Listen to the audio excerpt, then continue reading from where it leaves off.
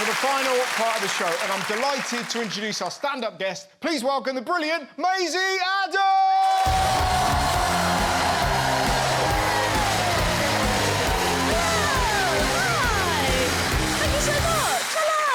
It's so lovely to be here. It's a very exciting time for me at the moment because I'm getting married soon. Yeah! Oh, it's so much fun planning a wedding. It's so much fun. It's just planning a massive party. It's great. But there are a few weird bits about a wedding day, though. There's some strange bits. Like, think about the first thing you see at a traditional wedding ceremony, right? Traditionally, it would be the bride walking down the aisle, and traditionally, she's walked down the aisle by her dad. Now, listen, I love my dad. I get on with him great. I've got a lovely relationship with him. I adore him. I'm more than happy for him to walk me down the aisle. I just don't understand why my mum shouldn't be there as well, because frankly, it's both their fault I'm here. They made their bed, they lay in it and did unspeakable things. But like, I'm 50-50 each of them. I think they should both be there, right? I think the main reason I'm kind of uneasy about it just being me and my dad walking down the aisle is, as I say, I love him. But where I'm getting married, you know how normally you enter from the back and then you walk down the aisle? Where I'm getting married, we have to enter from the side and then walk round the back of everybody, then down the aisle. And as I say, I love my dad, I really do, but he's about as Yorkshire as they come. And I can't help but think that if it's just me and him walking round everybody else, that is going to look a little bit like a farmer parading his Jersey cow at an agricultural... Do you know what I mean? Like, I won't wear a veil, I'll wear a rosette.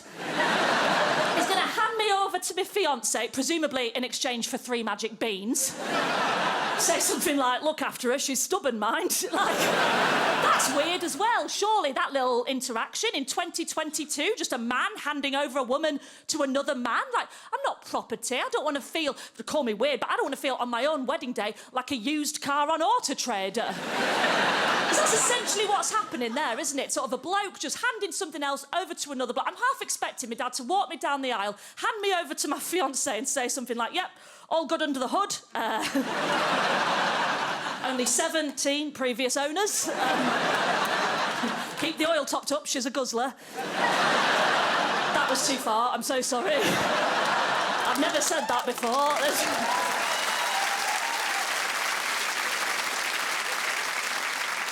There is some stuff that we've decided on, though. There is some stuff that we've got sorted in time for the wedding. Like, we've sorted our honeymoon. We know what we're doing with that. We went into the travel agents, right? And we were met by a travel agent called Shannon. And I've never met anybody quite like Shannon in my life. If I had to describe Shannon, I would say her blood type was Prosecco. But, like, she was switched on, do you know what I mean? Like, she was with it, like, she was on it, in fact. Like, I would say that Shannon is not just in 2 separate WhatsApp groups, both called Drinky Poos. She's the admin of both, you know? Yeah, that's Shannon.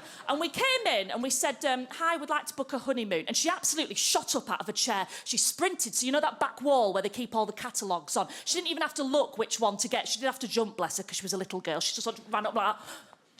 She came back and she was licking her lips with excitement, right? It was frankly threatening. And she comes back and she's going through it. She kept saying we a lot. She kept going, well, what we can do is, what we can look at doing, if we go all-inclusive. She said we so often to the point where I started to think all-inclusive meant Shannon was included. Lovely girl, but you wouldn't want to spend your honeymoon in a twin room with her, do you know what I mean? And she said to us, she said, have you had any ideas about where you'd like to go? We said, yeah, we think we'd like to go somewhere hot. We have thought, perhaps, maybe, the Caribbean.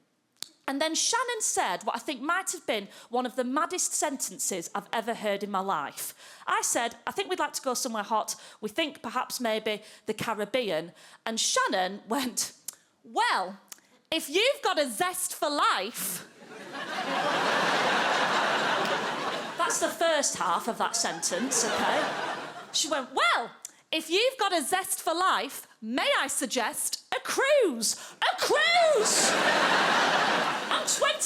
I said, a cruise, Shannon, that's not what you do when you've got a zest for life. That's what you do on the way out of life.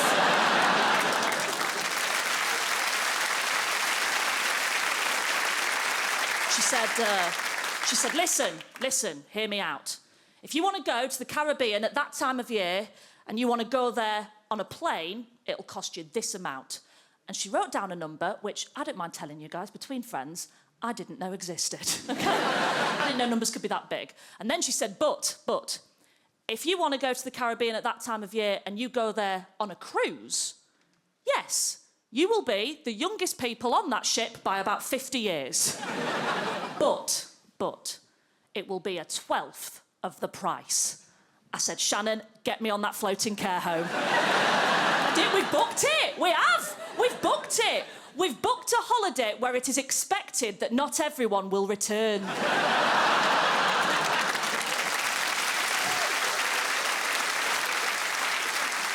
There's freezers on that ship and they're not for the food. That's all I'm saying. I've been Maisie Adam. Thank you so much. Cheers. Bye-bye. Ladies and gentlemen, the wonderful Maisie